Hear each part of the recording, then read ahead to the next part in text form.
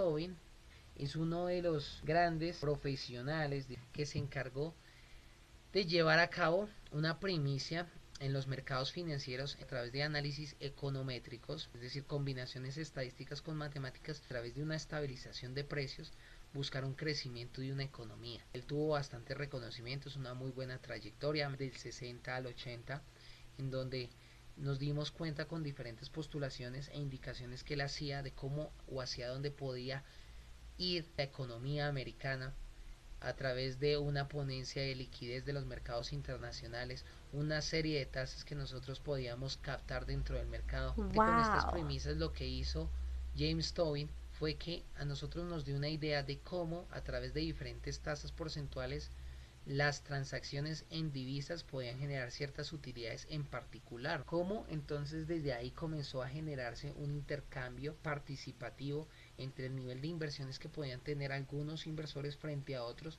con diferencial de precios, por ejemplo en este caso de las divisas. También afrontó como Krugman un escenario de la crisis asiática que le permitió a él tener una visión mucho más específica de los mercados, como también la globalización es un factor económico que afecta la toma de decisiones dentro de los mercados. Las premisas de los cambios de las divisas o de las cotizaciones que se utilizaban a través de esas bandas cambiarias, de esos tipos de cambio, nos íbamos a enfrentar Wow. diferentes situaciones generalizadas con cambios o incrementos en los costos tanto administrativos como de transabilidad que se iban presentando con cada una de las divisas, con un aumento del déficit público de producto de una baja recaudación de impuestos, iba afectando también el valor real de las monedas y por ende las entidades financieras también tendrían que ingresar a generar una estabilización de precios dentro de ellas para efectivamente tener un mejor control interno de la economía a la hora de generar un comercio internacional. ¿Por qué? Porque al haber un déficit público, haber una depreciación de la moneda, la utilidad captada por productos comercializados internacionalmente iba a ser mucho menor. Entonces también se tenía que tener en cuenta escenarios de especulación porque estas situaciones iban a afectar con un riesgo masivo el mercado y por ende la situación económica de cada uno de los hogares, principalmente en Estados Unidos, producto también de una relación directa que se estaba presentando en el continente asiático. Entonces la idea era que se pudiera frenar esta situación y pudiera tenerse en cuenta como el desarrollo generalizado a través de un modelo, por ejemplo, como el que ya les voy a mencionar, el modelo del portafolio de la demanda de dinero, podía subsanar tentativamente esta situación que se estaba presentando desde 1963 hasta 1987, inclusive casi hasta el 94. ¿Cuáles son las principales ideas de este modelo? Él tiene unos enfoques de Keynes en donde se expone una demanda masiva de bonos que pueden generar un activo refugio a cualquier economía y que pueden generar también liquidez para subsanar ese déficit presupuestario que se está generando en cada uno de los países que se están teniendo en cuenta. Hay una demanda de bonos del tesoro con el fin de generar liquidez, inyección de dinero en el mercado y generar así un saneamiento fiscal del país en el cual se está presentando esta situación producto de una desvalorización, producto de una devaluación también, porque recuerden, no es lo mismo tener desvalorización a tener una devaluación, no es lo mismo tener una devaluación a tener una depreciación de la moneda. Esto depende bastante del tipo de cambio que se tenga y aquí ya entraríamos a ver políticas cambiarias y políticas monetarias, bandas cambiarias a través de políticas públicas que se diseñan para tener flujo de dineros y también flujo de respuesta masiva contra imprevistos fiscales. Entonces, ¿qué significa eso? Que efectivamente este modelo lo que está sirviendo es para generar preferencias sobre activos que generen mayores rentabilidades.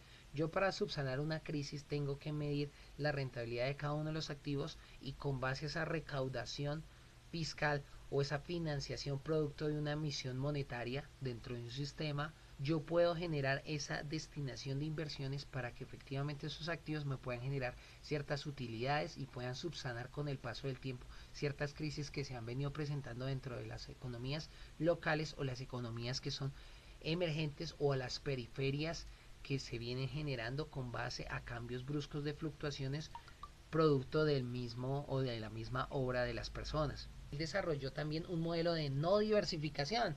Él va en contra de Markovich, inclusive de Stiglitz, que hablan también de la diversificación.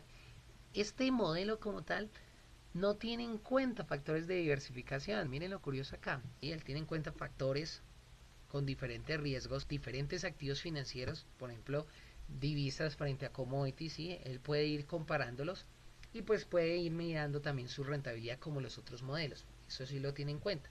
Y con base a ello se centra netamente en unos solos para generar inversiones según la preferencia de cada uno de los agentes. ¿Qué significa eso? Con base a lo que los inversores quieran destinar. Por ejemplo, si ustedes se dan cuenta, el portafolio de Warren Buffett, directamente el British Hathaway, es netamente de acciones. Es netamente un portafolio fundamentado en la Q de Tobin, en donde no hay diversificación, hay un componente variado de acciones, pero no de activos financieros. Entonces, este modelo se basa en la preferencia de elección, preferencias de elección del consumidor, preferencias de un agente económico racional, una persona pensante que se encarga de preferir un activo frente a otro y generar una inversión con base a un modelo que te predice a ti la rentabilidad o te hace un pronóstico de rentabilidad con base a tu riesgo. Esta primicia de Tobin se ciñe en diferentes escenarios. El primero, que no hay inflación. Diferentes agentes que son adversos al riesgo. Tienen un control del riesgo para generar un control de sus utilidades, que no tienen sobreapalancamiento dentro de sus inversiones.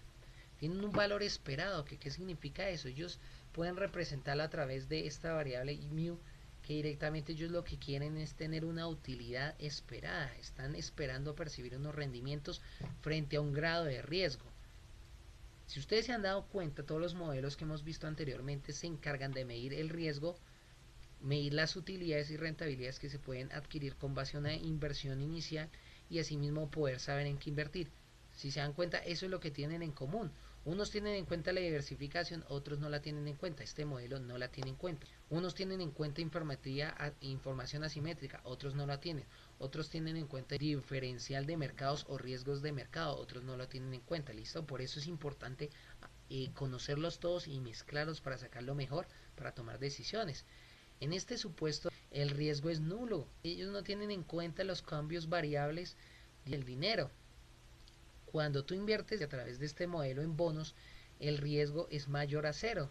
Para ellos los bonos representan un riesgo a la hora de que el gobierno llegue a generar insolvencia o incapacidad de pago, inclusive a las entidades prestatarias o crediticias que le generaran esos grandes desembolsos. Por ejemplo, a veces el Banco Mundial, Fondo Monetario Internacional, en algunos casos la Reserva Federal. Estos modelos constan directamente de una variaciones de los activos en el tiempo, el dinero, los bonos como activo refugio, una rentabilidad percibida producto de esa actividad o esa inversión, un rendimiento en intereses, cuánto dinero tú vas a poder percibir en tu activo con base a tu inversión, la ganancia que vas a tener de ese capital invertido, el tiempo después que te va a poder permitir a ti también tener una ganancia esperada con base a esa inversión, una rentabilidad que tú vas a tener en efectiva, una fracción en la cual tú puedas invertir en bonos, una fracción en dinero,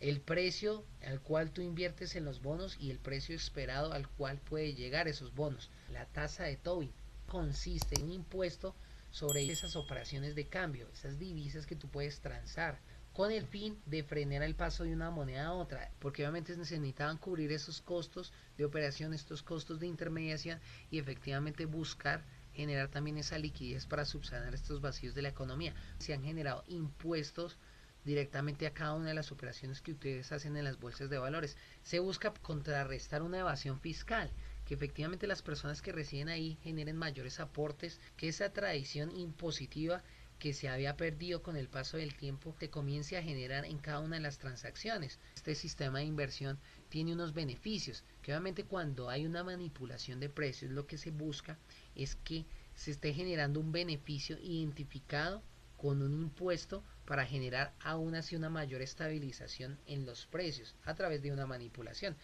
¿Y cuáles son las premisas? Se contempla esa idea de mercados cambiarios, que haya un intercambio entre los mercados a través de una tasa impositiva, que a través de un tipo de cambio, tanto fijo como flexible, el precio pueda fluctuar de una divisa como tal y pueda estar libre a un juego de oferta y demanda. Si a través de un tipo de cambio el valor de una moneda puede fluctuar, yo como inversor pueda darla al mercado, pueda emitirla o pueda adquirirla. Por eso es que ya después de esta época muchos países cambiaron su régimen a través de John Maynard Keynes de tipos de cambio fijos o de directamente legislaciones tan rígidas del mercado de divisas a legislaciones mucho más flotantes, a que un tipo de cambio obviamente fluctúe libremente del mercado, pero obviamente con una leve intermediación de los gobiernos. Que obviamente los gobiernos se den cuenta cuáles han sido sus precios máximos históricos de las divisas y tienden a controlarlos un poco.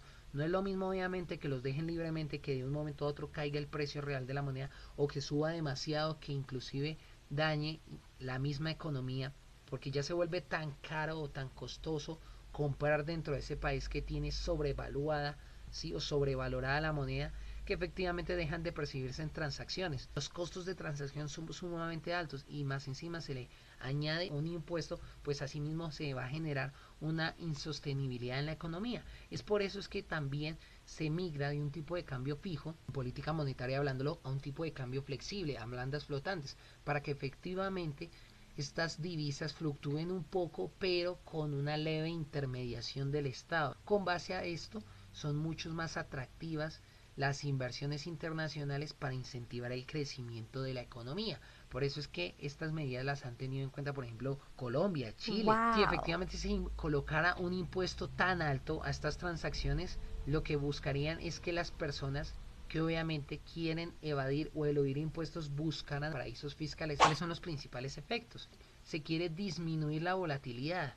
Con un control mayor de la especulación, supuestamente el inversor puede tener una mayor estabilidad y así puede controlar mucho más fácil los precios, puede controlar un poco más la inflación, que se está comprobando también, que con base a estas tasas impositivas se puede generar una disminución directamente de algunos instrumentos financieros. Obviamente si tú vas a pagar una carga impositiva alta por generar algunos contratos o generar algunas transacciones con bonos o títulos de valor, va a ser un filtro para que algunos inversores no accedan a ese tipo de mercado. Vamos a la conclusión que estos impuestos no constituyen una primicia de igualdad de la libre inversión en los mercados bursátiles. Por eso es que ustedes se dan cuenta que en muchos países se desmontaron. No se podía distribuir un beneficio colectivo para toda la sociedad.